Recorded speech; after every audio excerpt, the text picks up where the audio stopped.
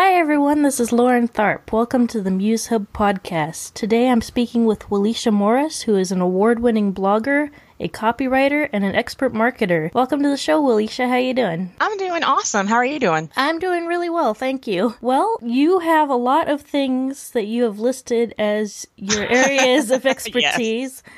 So let's start with the first one. Give me a little bit about your award-winning blogging career. Well, I actually started doing personal blogging, I'd say about 15 years ago, back before it was cool and you could monetize it. And people didn't really read it because a lot of it was very personal. So I usually just had a very private journal blog. Then I started, coming up with posts that others could read. Then I kind of transitioned that into doing a business blog in a similar fashion. So I've been doing that since about 2012. I've taken some breaks for a few months here and there for work, and it's been really fun. What types of awards and stuff have you won? Well, many of the ones that you have won. Mostly I've gotten on the Right Life best blog list once, and so that kind of, I guess, trickled down to other institutions or other companies. So I've gotten some from FeedSpot and a couple other places that I think are listed on my website. So it's been kind of fun. What is your website so that people can go see your award-winning work? Thanks. It's myfreelancelife, all one word, .com. All right. Awesome. And let's talk about your copywriting a little bit. A lot of people don't know what copywriting is. So if you could explain that a little bit and then talk about what you do in that area, that would be awesome. Cool. Well, I definitely see copywriting as storytelling that persuades. It's kind of what customers or potential clients are used to now. They're not used to just being sold to. They want to actually find out what a product or service is, how it can help them, and then decide if they want to use it or not. And they like stories. They do not like a lot of text, but they like content that is actually useful to them and is not salesy sounding. So that's kind of what I think is the newer definition of copywriting in the digital age. Yeah, because when I was doing copywriting, when I first got started in doing freelance writing as my sole source of income, I did a little bit of light copywriting, and it was basically defined as any type of writing that sells something. Right. So it has changed a bit over the years, and I don't know, copywriting just wasn't for me. It just takes too much thinking. Totally understand. What made you get into copywriting? What made you decide, yeah, I am great at selling people things or persuading people to buy things? Was it the psychology of copywriting? Was it just the writing style? What appealed to you about it? I think because I do have a background that goes many years back to journalism and paper writing, but I did enjoy writing columns. I did enjoy covering people and events. And so that's kind of what I transitioned to. I haven't done a lot of sales pages per se. I've done a few, but I do like sharing other people's voices in a way that makes someone believe that, as a ghostwriter, in a sense, I can help someone believe that I'm writing in the voice of that person. And that's what I really like doing. And I like seeing results from the writing that I do. That's interesting. It sounds like you're focusing more on selling people than services and products then. Is that correct? It seems like it, yes, because what I do essentially is sell myself, and so I think it's a good transition to sell other people. That's awesome. That's very cool. And you also mentioned white papers and some other things. What the heck is a white paper? Because, even when I was doing copywriting, I never got asked to do a white paper, and so I just never had to learn what that was. And if you could tell me and the rest of the audience, that would be awesome. Sure. Well, of course, as I'm sure you know, a lot of things I've learned from Carol Tice and the Freelance Writers Den. They're awesome. And so after getting some training in white papers, I do understand that they're now just a form of content that presents a problem and then a solution that a product or service that you have can solve. Pretty straightforward. There isn't much to it. It sounds very formal, but it doesn't have to be. It could be, a video in a sense, or it could be a blog. It doesn't have to be necessarily a very formal draft or written paper, but it does present a specific problem that one of your products that you can solve, that can solve the problem you talk about. So that's kind of the focus of it. Oh, that's interesting. You see, I was thinking that white papers were a stack of papers going in depth into the research and details and all this junk about a certain thing. And it turns out that it's much easier than that. I could have been doing it all along. You could be doing it right now. And I've only worked on a couple in most recently. I'm trying to focus more on those kinds of content because it's more interview and research intensive, but it also is a better paying niche of writing. So that's kind of what I'm moving towards, is doing white papers and case studies. And case studies essentially like a very long testimonial. It's a customer success story. So both of those I'm trying to move towards, but I also do admin assistance on the side as well, because that's my other niche area is doing office management. Is that similar to being a virtual assistant? It is. That's exactly what it is. Okay. And I love it. Yeah, I remember that you had mentioned a while back that you were doing virtual assisting, but I wasn't sure if you were still doing that, so I didn't mention it earlier. Oh, it's okay. Yeah, what's funny is it's flip-flopped a little bit. So when I first started getting into this, I was more of a writer and less of a VA, and now it's kind of morphed into more of a VA, but I'm incorporating more of the writing skills that I use as a copywriter into that. So copywriting is a part of what I do as a VA. That's interesting. It integrates everything, all intersects like that and merges together so well. And actually, I flip-flop a lot too, like just to keep myself from getting bored. I will. Exactly. Some years I'll focus on editing and some years I'll focus on writing. They go well together, of course, but I'll put more emphasis on one than the other depending on what my mood is. That's right. And that's how you can structure your business. And that's what I love about it, is that it can be various different things. Yeah, absolutely. It keeps you from getting burned out if you have a few different things you can juggle. Yes, precisely. But you also mentioned being a marketer. What's the difference between being a copywriter and a marketer?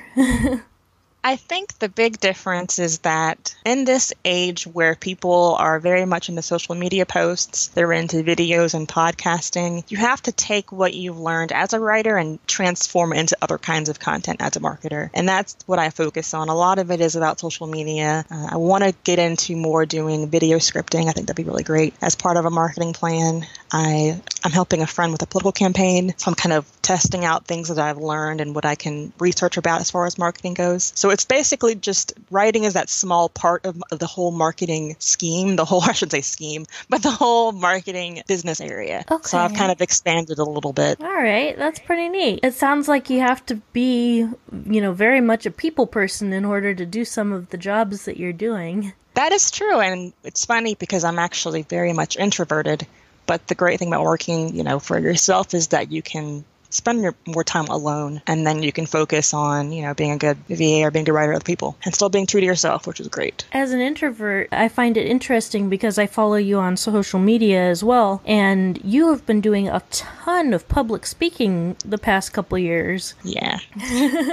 Part of it is because I am so scared of it, and I know I need to get better at it, and I think to make me a better writer as well is learning to do public speaking, because I am not very social in a sense where I can gab your ear off. So that's kind of helping me in multiple ways. I can do it to get over the fear, I can do it to get paid for it, and I can do it just to become a better person, a better friend, better wife. So it's something that I've been trying to do more of, even though it scares the crap out of me. Yeah, well, same here. Public speaking and just speaking in general is totally not my thing, but I started up this podcast. I'm trying to talk to people, and it's so hard sometimes, and I stumble a lot. But I'm trying to get better at it for myself and for you guys. Yeah, you're awesome at it. I'd say you're great. Oh, well, thank you. Not just saying that because I'm on the cast right now. Really. But yeah, your public speaking has been like such an interesting journey. You've become like such an advocate and an ally for like both women of color and people with mental health issues, and just like so many like things that are near and dear to my own heart. Yeah. And it's just been amazing to watch you just go at it even through your fear. And yeah, it's important.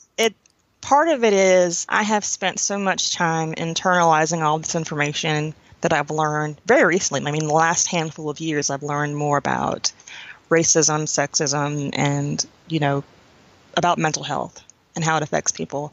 And so I felt like it was almost a selfish sort of thing. I was writing about it a little bit to myself mostly, but then I realized if I keep talking about this, I can help other people. And it's a very weird thing with anxiety and depression, especially because you feel very self-absorbed, but not in a cocky sort of way, in a I don't want to tell anyone what's going on with me, and my bubble is very small kind of way. So I feel like by talking about it and writing about it as much as possible, it's expanding my bubble a little bit, but it's also helping other people, which I feel like should be the goal of every individual on this planet. And it's not easy to do that. It isn't easy for me at all because I'm used to being by myself and only dealing with myself. But I think it just expands your life if you find something that you can do that's close to yourself, but can also help others. Yeah, absolutely. My own journey with mental health, I've been trying to get out there in order to help other people. And part of that is because my mom wasn't exactly understanding when I told her that I had mental illnesses. Right. Basically, if you have depression, you're not praying hard enough. It was like Exactly. it was that kind of attitude, which I don't blame her for. It's her own thing. It's okay. But now that she's had a few years to get used to the idea, she's kind of told me, well, if you have to be mentally ill, at least use it to help other people. Exactly. And it's entirely possible to be, a religious person and be mentally ill. You can embrace both things. My mom is really good at that, especially when talking about your mom. My mom is very good at compartmentalizing that. She knows mental illness is an issue. She knows that, drugs and therapy help. But she will also say, let me pray for you. Please pray on this kind of thing. She does not, try to combine them in some weird way. Yeah, it took my mom a little bit of a while to get used to the idea. The way I approached it was like, Mom, God made doctors and made scientists to make these pills and to make therapy sessions. And, it's all fine. Yeah, she's come a long way. That's good. And I feel like I've had to educate my husband in that way, because he doesn't have mental illness, has never really been around it in his life. So you have to sort of start educating people who don't understand what it's about. Yeah. My family understands very well, so that's kind of why I already have that. But with my new family, with my husband and his family, it's different to try to describe other people. Yeah, it's so hard sometimes, but we just got to keep writing and keep talking and keep doing everything that we can to get that out there. And it's strange, isn't it, how many of us as writers are mentally ill? Yeah. I remember reading a couple of things about how, some of the best writers have mental illness. And I kind of feel like that's true, but in a sense where I think everyone struggles with it at some point in their lives. Whether it's chronic or not, it's a different thing. You and I have chronic mental illness issues, but I think everyone kind of has a period where, they are off in some way they can't explain it. Yeah, like even my own mother, went through a period of depression after her mom died. And so that was both helpful and a hindrance for her because she understood what depression is, but she also viewed it as temporary and didn't understand why I couldn't get rid of mine. Yes, exactly. People don't get, well, you've been taking medication for how long? Why have you not stopped taking it? And, it's not for lack of trying. I've told my doctors, when can I stop taking this? And they say, well, you have family history, you have these issues, you have to keep taking it. So I totally understand the need to want to stop. And a lot of people can stop, and I salute them and bow to them in their strength. But a lot of us can't do it for a number of different reasons. Yeah, they tried taking me off one of my medications because they were like, oh, you probably just need one pill now instead of 2 a day. And then I was like, okay, great. Tried it. It did not work. Yes. I just completely flatlined where it was I wasn't depressed, but I wasn't feeling anything anymore. And I couldn't get anything done.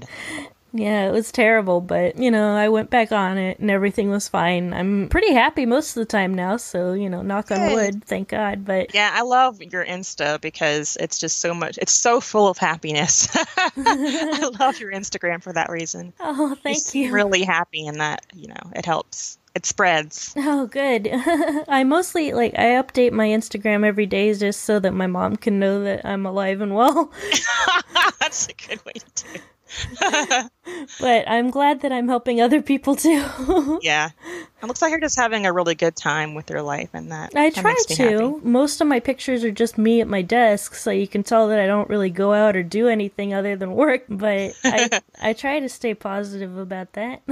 Yes, and I love your collection of, wigs and collectibles. It's really cool. Oh, thank you. Yeah, I do have a ton of hobbies, which is nice. But we're talking too much about me now. Moving on. I haven't talked to you in a while. I know, I understand that. Well, I just want to make sure that we cover everything that you want to cover on this podcast. Make sure that you get your message out to people. Like, for instance, what makes you so special at what you do? I ask this to every person on the podcast, and it always stumbles them up because they're like, I don't know. But I feel like it's an important question to ask because clients are going to ask the same thing. Like, why should I hire you? And that's one of the hardest parts about marketing, especially yourself. In marketing as someone else, it's great to say, well, this is why they're great. But for myself, it's difficult to give my value proposition in the formal term. But it is because I have a lot of different interests. I am excited about research. I'm excited about data entry. I'm excited about the things most people really, really hate. And for myself, I may not like it, but for other people, I find it just really enjoyable. And I have really been trying to incorporate my background in journalism with my, more recent experience in the last 10 years or so with admin work. So combining those two into one business, I think is what sets me apart. I don't just work with authors, but I do have a way of incorporating my writing style into other services that I use and to combine them into different packages. So it's kind of like you're hiring two people in a sense. I'm not, I am willing to subcontract. I'm not going to be like, well, I'll do everything. But I do know when to recommend someone else. But that's kind of my unique thing, is that I can do both and do both pretty well. I don't consider myself a Jane of all trades. I'm a Jane of two trades. And I'm really good at both of those two trades. That's awesome. Yeah. Jane of two trades. I like that. That's pretty much what I do as well. It's like it's either writing or it's editing, and that's what I do. Yeah, that's it. Maybe the next blog is Jane of two trades. This is the next blog name I have because it's just those two. Oh. Do not expand. That would be awesome. When you get that started up, let me know and I'll add it to your MuseHub profile. Thank you. Yeah, because my personal blog is 3030something.com, and so I'm not going to be 30 after next year, so I have to find a different blog name eventually, because I've passed that now. I'm almost at the 40 mark. Oh, wow. Yeah. You don't look it. I have awesome genes. I will tell you that. My parents look great. Oh, yes, I have seen your parents on your social media accounts from time to time, and they do look great. So, yeah, once I hit that 40 mark, I'm going to have to think of something else, and maybe it'll be Jane of two trades. That sounds good. I like it. You heard it here first, folks. That's right. If I ever about this, I'm going to be like, remember that podcast with Lauren? That's where I got it. All right. Well, where can people find you now, since Jane of Two Trades isn't up yet? Right.